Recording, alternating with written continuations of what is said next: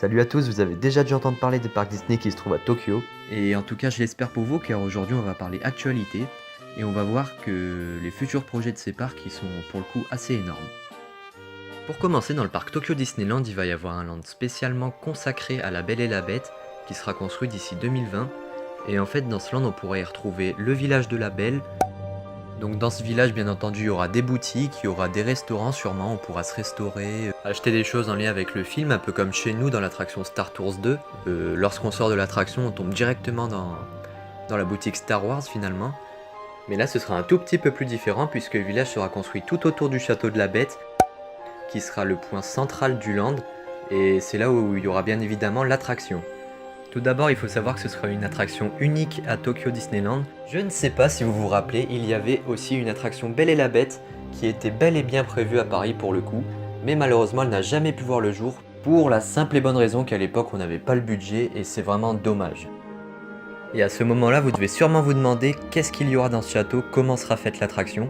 Eh bien, je vais vous répondre. D'après le concept art, donc l'illustration que je vous montre en ce moment, ça a l'air d'être un dark ride déjà, c'est sûr. Et le visiteur a l'air d'embarquer dans une embarcation un peu mi-tasse, mi-assiette, je dirais. Et donc forcément, il sera plongé dans l'univers de la Belle et la Bête. Autre chose à noter, les embarcations n'auront pas de rails comme dans Ratatouille à Disneyland Paris. Donc ça permet notamment de gagner en immersion. Et je trouve ça plutôt cool. L'attraction durera 8 minutes, donc c'est vraiment pas mal pour un dark ride. Et j'ai vraiment hâte de voir ce que ça donne. Pour en revenir au land, il intégrera un nouveau théâtre. Donc de plus de 1500 places, c'est vraiment pas mal pour un théâtre. Et donc il accueillera tous les nouveaux spectacles de Fantasyland de Tokyo Disneyland. Dans ce land, vous pourrez bien évidemment prendre des photos avec tous les personnages du film. Donc voilà. Ensuite, dans la partie Tomorrowland de Tokyo Disneyland, il y aura une nouvelle attraction basée sur les nouveaux héros. Je pense vraiment que cette attraction, c'est une attraction vraiment pour les enfants. Et ça fait un peu penser d'ailleurs aux tasses de chez nous. Donc voilà quoi, en gros, il n'y a rien de révolutionnaire de ce côté-là.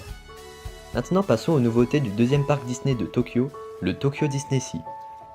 Pour ce parc, il y aura une attraction qui s'appelle Soarin et qui sera située dans le land Mediterranean Harbor. Cette attraction existe déjà dans les parcs américains, mais ce sera là une toute nouvelle version qui sera installée dans le parc de Tokyo.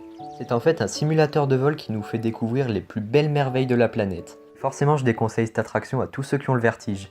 Ils ont également prévu de construire un land Arendelle, donc un land basé sur la Reine des Neiges. Je trouve que c'est une très bonne idée puisque bientôt il va y avoir la Reine des Neiges 2 en 2019 et ce land est prévu pour 2020-2021, donc c'est aussi un gros coup de poker pour Disney.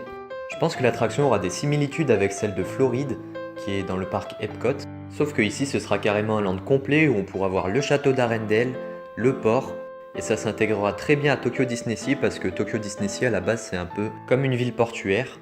Et c'est cette originalité qui fait que le parc est un des parcs les plus appréciés du monde. Et voilà, cette vidéo est à présent terminée.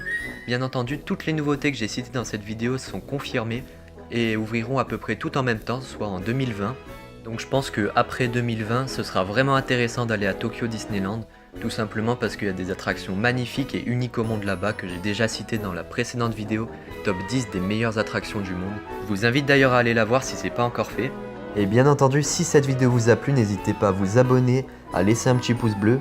Et avant de se quitter, je tiens à dire que dans les prochaines vidéos, la qualité de ma voix devrait être meilleure parce que je vais investir dans un micro d'une meilleure qualité pour vous proposer tout simplement un meilleur contenu. Donc restez bien connectés et à bientôt.